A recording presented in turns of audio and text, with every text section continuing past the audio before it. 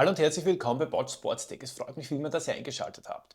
Stellt euch vor, ich sage euch, es gibt eine Uhr, die ein 1,5 Zoll AMOLED-Display hat, eine 14-tägige Akkulaufzeit, Dualband-GPS, die meine Trainingsbelastung berechnet und meine Erholungszeit anzeigt, die meine Stresswerte ermittelt sowie meinen HRV, die Brotkrümel-Navigation hat und ein Mikrofon sowie einen Lautsprecher. Und das Ganze für 259 Euro. Was würdet ihr sagen? Gibt's nicht? Tja, meine Lieben, darf ich vorstellen die Amazfit Balance. Für mich ist die Uhr eine wirklich positive Überraschung. Und warum das so ist, das werde ich euch heute in meinem Video zeigen.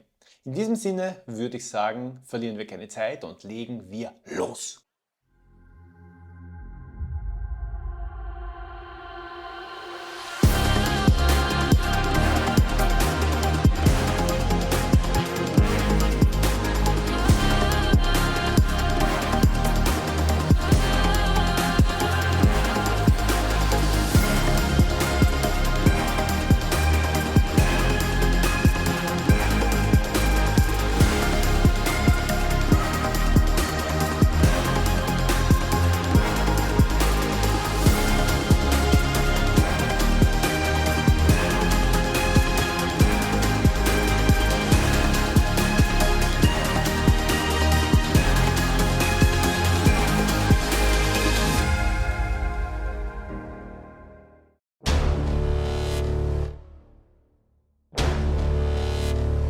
Die Amazfit Balance hat es bis vor 2 Wochen in 2 Ausführungen gegeben, in Sunset Grey mit einem Nylonband, wie ich sie hier habe, und in der Farbe Midnight mit einem Silikonband.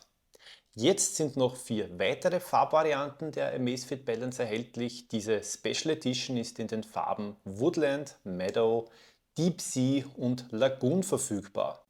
Zepp Health unterstützt mit jeder verkauften Variante dieser Special Edition durch eine Partnerschaft mit One Tree Planted Forstprojekt in Europa, in dem $2 pro Verkauf gespendet werden.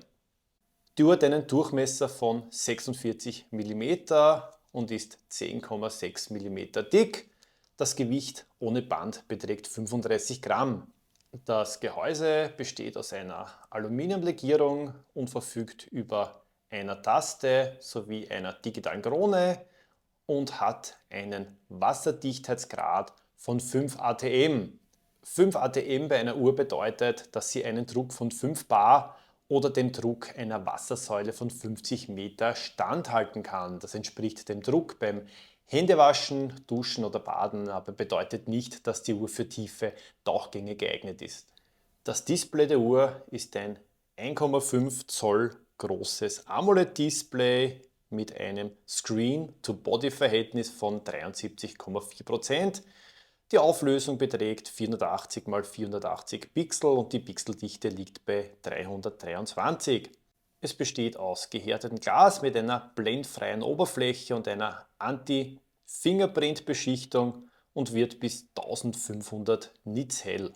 Auf der Rückseite findet man den optischen Pulsmesser, den Amazfit BioTracker 5.0. Dieser ist die aktuellste Version und ist in der Lage, neben Puls und Blutsauerstoff auch die Körperzusammensetzung mittels bioelektrischer Impedanzmessung zu ermitteln. Weiters bietet die Uhr einen Beschleunigungssensor, ein Gyroskop, einen geomagnetischen Sensor, einen Luftdrucksensor, einen Umgebungslichtsensor sowie ein Thermometer. Und dem noch nicht genug, sie verfügt ebenfalls über Mikrofon und Lautsprecher. Bei der Akkulaufzeit bietet der Hersteller diverse Modi an mit verschiedenen Akkulaufzeiten. Ich habe euch hier alle einmal in einer Tabelle zusammengefasst. Bei typischer Nutzung soll die Uhr bis zu 14 Tage schaffen, im Energiesparmodus 25 Tage, im Uhrmodus bis zu 50 Tage und bei starker Beanspruchung bis zu 7 Tage. Habe ich das Always-On-Display aktiviert, dann soll die Uhr dennoch 5 Tage schaffen.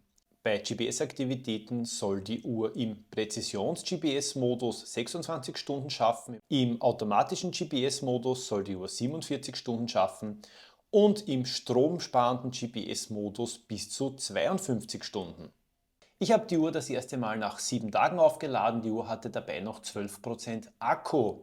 In diesem Zeitraum habe ich 5 Stunden GPS-Aktivitäten und 5 Stunden Nicht-GPS-Aktivitäten damit aufgezeichnet. Ich hatte das Always-On-Display deaktiviert. Pulsmessung sowie die Stressmessung war ganztägig aktiviert. Beim Laufen und beim Wandern habe ich bei der GPS-Messung immer den Modus automatisch gewählt, wo die Uhr selbst entscheiden konnte, ob sie Dualband hinzuschaltet oder nicht. Dabei hat die Amazfit Balance 2,5% pro Stunde verloren. Mit dieser Einstellung sollte sie also 40 Stunden schaffen. Schauen wir uns die Funktionen der Uhr an. Natürlich bietet die Amazfit Balance Sleep Tracking. Trägt man die Uhr in der Nacht, wird der Schlaf inklusive Sleep Score und Schlafphasen aufgezeichnet. Zusätzlich wird auch das Nickerchen am Nachmittag erkannt. Möchte man mehr Details, muss man dazu in die ZEP-App. Hier findet man dann noch Daten zur Regelmäßigkeit von Einschlafen und Aufwachen bzw. zur Atemfrequenz und der Atemqualität, wobei sich letztere noch in der Beta-Phase befindet. Reichen einem die Daten immer noch nicht, dann kann man die Premium-Funktion ZEP Aura für 49,99 € im Jahr oder 9,99 € im Monat abonnieren, wo man dann einwöchige Berichte, Analyse von Schlafmustern oder gesprochene Meditationen erhält. Und dass Schlaf wichtig ist, erkennt man am nächsten Morgen, wenn man den Readiness Score präsentiert bekommt. Dieser gibt an, wie gut man physisch und mental für den kommenden Tag vorbereitet ist. Dabei werden verschiedene Faktoren wie Schlafdauer, Ruhepuls oder Herzfrequenzvariabilität im Schlaf, Atemqualität und Hauttemperatur berücksichtigt. Die Amazfit Balance bildet im Laufe der Zeit dann eine persönliche Baseline aus diesen Werten, um zu bestimmen, was als normal gilt. Abweichungen wie ein zu hoher Ruhepuls können auf Schlafmangel oder andere Einflüsse hinweisen und beeinflussen den Readiness Score dann negativ. Die Uhr präsentiert diesen Score täglich als Teil des Morgenreports, zeigt aber auch die Werte und den Score der vergangenen 7 Tage zur besseren Einordnung an. So, eine ganz kurze Unterbrechung. Falls dir mein Video bis jetzt gefallen hat, dann sei so gut und drück unten den Like-Button. Und falls du meinen Kanal noch nicht abonniert hast, dann würde ich mich freuen, wenn du das tust, denn dann zeigst du mir, dass mein Content für dich einen Mehrwert bietet. Darüber hinaus verpasst du auch zukünftig keine Videos. Außerdem werde ich in den nächsten Tagen mein Gewinnspielvideo veröffentlichen, wo ich dann verkünde, wer die Amazfit Cheetah gewonnen hat. Das sollte man ebenfalls nicht verpassen. Ich sage Dankeschön und weiter geht's mit dem Video. Den von Amazfit und Huami entwickelten Gesundheitsindikator Pi finden wir ebenfalls auf der Amazfit Balance.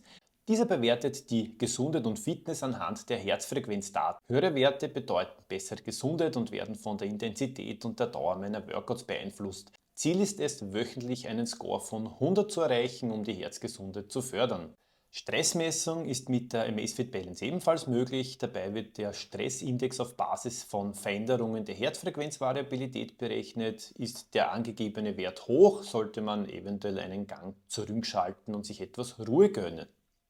Und um hier Abhilfe zu schaffen, bietet die Uhr auch Atemübungen oder Meditationen an. Diese sollen dabei helfen, den Geist zu beruhigen und übermäßiges Grübeln zu vermeiden. Natürlich gibt es die Blutsauerstoffmessung auf der Uhr ebenfalls, und möchte man alle Gesundheitsdaten auf einmal messen lassen, so kann man das mit der Ein-Klick-Messung machen. Hier erhält man dann auf einen Blick Informationen über die aktuelle Herzfrequenz, den Stresslevel, Blutsauerstoff und die Atemfrequenz. Eine weitere Funktion, die die Uhr besitzt, ist die Messung der Körperzusammensetzung mittels Bioimpedanzanalyse. Um diese zu verwenden, legt man Mittelfinger sowie Ringfinger auf die untere Taste und die Krone. Nach ein paar Sekunden werden dann Werte wie Fettanteil, Muskelmasse etc. auf dem Display angezeigt. Das Ganze jetzt hundertprozentig stimmt, das kann ich euch nicht sagen. Was ich aber sagen kann, ist, dass die Werte immer sehr ähnlich waren und es eigentlich nie größere Schwankungen gegeben hat. Neben den Gesundheitsfunktionen bietet die Uhr auch eine Reihe von Trainingsfunktionen an. So ermittelt die Uhr zum Beispiel meinen Trainingsstatus, der Informationen zur gegenwärtigen Trainingsbelastung, der V2 Max und der benötigten Erholungszeit liefert. Mit dem ZEP-Trainer hat man die Möglichkeit, sich entweder an Trainingstagen Intensitätsvorschläge geben zu lassen, sprich in welchem Pulsbereich soll man wie lange trainieren, oder man kann mit der Uhr für einen Laufwettkampf trainieren. Hier bekommt man dann genaue Vorgaben, welche Lauftrainings man absolvieren soll. Das Ganze ist KI gesteuert und passt sich natürlich den Gegebenheiten wie zum Beispiel der Trainingsbelastung an. Aktuell gibt es nur Trainingspläne für 5 bzw. 10 Kilometer Wettkämpfe. Mir gefällt die Funktion sehr gut und ich hoffe, dass in Zukunft auch Halbmarathon- und Marathon-Wettkämpfe unterstützt werden. Weiters gibt es über 150 Sportmodi. Kraftsportler profitieren dabei von 25 automatisch erkannten Übungstypen. Auch 8 verschiedene Bewegungsarten wie Radfahren, Gehen oder Laufen erkennt die Uhr von selbst. Die Datenfelder, die bei einem Training angezeigt werden, können ebenfalls individuell eingestellt werden. Dabei kann man sich 4 Stück pro Seite anzeigen lassen. Ebenso hat man die Möglichkeit, Trainingsziele einzustellen. So kann man nach Trainingseffekt oder Trainingsdaten wie Dauer, Zeit oder Kalorien trainieren. Man kann einen virtuellen Pacer einstellen, der einen befeuert oder abbremst, und Intervalle kann ich ebenfalls in der App erstellen und auf der Uhr ausführen. Wir sind aber immer noch nicht fertig. Möchte man zum Beispiel einer Route folgen, so lädt man diese einfach herunter, öffnet sie mit der mobilen App und synchronisiert sie mit der Uhr. Nun kann man die Route direkt auf der Uhr auswählen und bekommt durch Brotkrümel-Navigation das Ganze als Linie angezeigt. Und neben diesen ganzen Gesundheits- und Sportfunktionen bietet die Uhr auch eine Reihe von praktischen Smartwatch-Funktionen an. So kann man durch langes Drücken der Krone den Sprachassistenten Alexa aktivieren, der dann Auskunft über diverse Dinge geben kann. Alexa, wie wird das Wetter morgen? Hier ist der Wetterbericht für morgen in Neunkirchen. Höchstwahrscheinlich gibt es Schneegestöber mit einer Höchsttemperatur von 4 Grad Celsius und einer Tiefsttemperatur von 1 Grad. Oder mir bei täglichen Aufgaben hilft. Stelle einen Timer für 5 Minuten. 5 Minuten, ab jetzt. Ähnlich wie Fitbit Pay, Garmin Pay oder Google Wallet bietet Amazfit mit der Balance das kontaktlose Bezahlen per NFC an. Hier in Österreich gibt es leider aktuell keine Bank, die ZEP unterstützt, und in der Schweiz bzw. in Deutschland ist die Auswahl auch noch sehr, sehr gering. Eine mögliche Alternative ist die Nutzung von Curve, einer virtuellen Kreditkarte, die mehrere physische Kreditkarten zusammenfassen kann. Mit der kostenlosen Version kann ich 2 Karten hinterlegen und nutzen. Falls jemand von euch Interesse hat, den Link zur App findet ihr in der Videobeschreibung. Sprachmemos lassen sich ebenfalls aufzeichnen. Die Amazfit Balance ist definitiv eine interessante Uhr. Ich kann mit der Uhr telefonieren und Nachrichten empfangen, und bin ich im Besitz eines Android-Smartphones, so kann ich mit vordefinierten Texten oder Emojis antworten. Bei meinem Ergebnis zur Pulsmessung fange ich heute nicht beim Laufen an, sondern zeige euch ein Beispiel, wo ich mit der Uhr auf dem Ergometer gesessen bin. Ja, hier hat die optische Pulsmessung der Uhr fast schon perfekt funktioniert. Selbst bei den kurzen Intervallen gab es keine Probleme.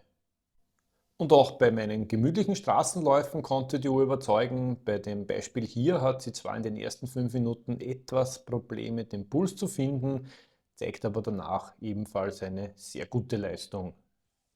Bei dieser Mischung aus Traillauf und Tiefschneewanderung gab es pausenlos Pulsan- und Abstiege, und die ersten 2 Stunden hat die Messung trotz der schwierigen Umstände ganz okay funktioniert. Im letzten Drittel aber dann gar nicht mehr.